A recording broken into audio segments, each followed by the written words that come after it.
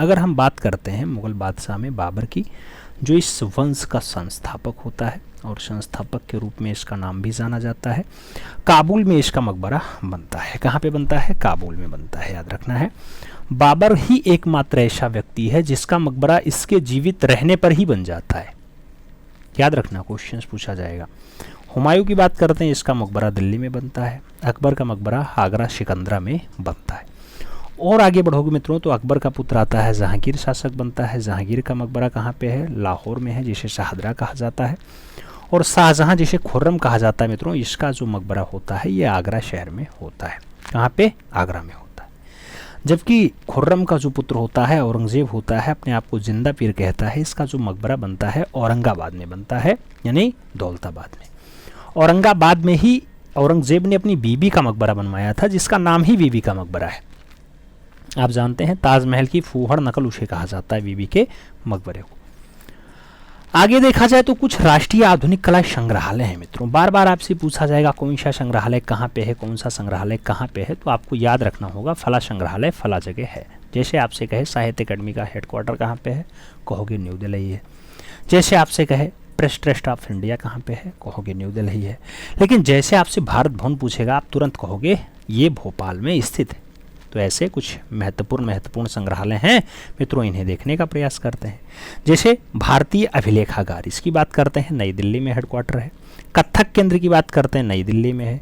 नेहरू स्मारक की बात करते हैं, नई दिल्ली में है। दिल्ली शिल्प चक्र की बात करते हैं, नई दिल्ली में इसका हेडक्वार्टर है, संग्रहालय है, याद रखना।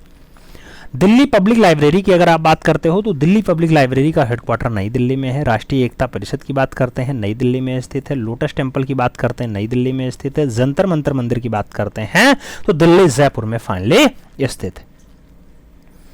भारतीय संग्रहालय की बात करते हैं, इसका हेडक्वार्टर आपके कोलकाता में है। और बिरला औद्योगिक तकनीकी संस्थान की बात करते हैं तो बिरला औद्योगिक और तकनीकी संग्रहालय या संस्थान जो है ये आपके कोलकाता में स्थित है, याद रखना, कोलकाता में स्थित है। आगे बढ़ा जाए, कलकत्ता के कुछ प्रमुख संस्थान हैं। जैसे आप जानते हैं कलकत्ता में भी कुछ हैं, मुंबई में भी कुछ हैं, भोपाल में भी कुछ हैं। जैसे मध्य भारत कला परिषद कहाँ पे है, तो मध्य भारत कला परिषद आपके भोपाल में पाया जाता है। ऐसे कलकत्ता के प्रमुख संस्थानों में अगर बात करते हैं मित्रों तो विक्टोरिया मेमोरियल कहाँ पे है, कोलकाता में। अकादमी ऑफ फाइन आर्ट्स कहाँ पे है, कोलकाता में। शांति निकेतन कला परिषद कहाँ पे है, कोलकाता में। राष्ट्रीय पुस्तकालय की अगर बात होती है तो ये अभी आपके कोलकाता में है। और केंद्रीय संदर्भ पुस्तकालय ये भी आपके कोलकाता में ही पाई जाती है। राजा राम मोहन राय पुस्तकालय की अगर बात करते हैं कहाँ पे है इसका हेडक्वार्टर, तो आपका कोलकाता में ही है। जबकि पूर्वी क्षेत्रीय सांस्कृतिक केंद्र की बात करेंगे तो पूर्वी क्षेत्रीय सांस्कृतिक केंद्र का भी हेडक्वार्टर आपके कोलकाता में ही पाया जाता है। शांति निकेतन की बात करेंगे, कोलकाता में ही स्थित है। और भारतीय संग्रहालय की अगर बात की जाए तब भी आपको कोलकाता ही आंसर लगाना पड़ता है। जबकि आप जानते हैं मित्रों कि जामिया मिलिया पूछा जाए तो दिल्ली लगाना पड़ता है। आपसे पूछा जाए राष्ट्रीय कला परिषद कहाँ पे है, आप कहोगे नई दिल्ली में है।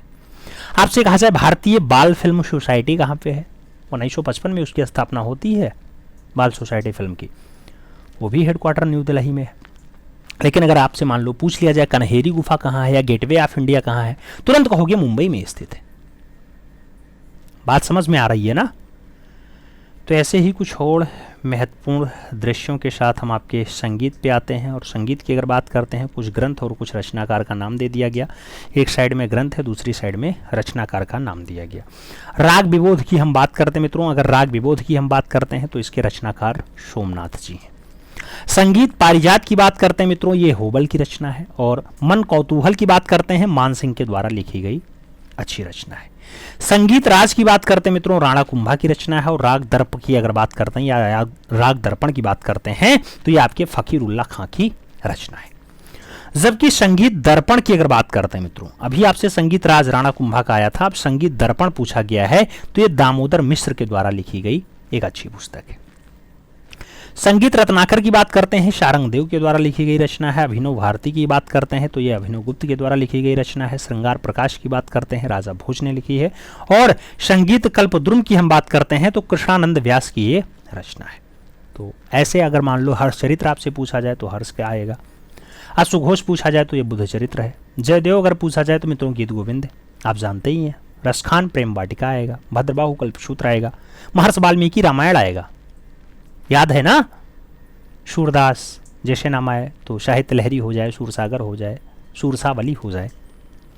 आपसे सूर्यकांत त्रिपाठी निराला का पूछा जाए तो आपसे सबसे अच्छा जो पूछा जाता है मित्रों वो नए पत्ते इनका पूछ लिया जाता है, कभी कभी कुकुरमुत्ता पूछ लिया जाता है। बातें हमें उम्मीद है समझ में आ रही होंगी। फिरदौसी का शाहनामा भी आपको याद होगा और चाणक्य का अर्थशास्त्र भी आपको याद होगा। बाकी डेथ ऑफ द हीरोज़ की बात हो या फिर कॉन्फेशन ऑफ लव या कुली की बात होती है तो ये मुल्कराज आनंद की अच्छी रचनाओं में शुमार है, अच्छे ग्रंथों में शुमार है।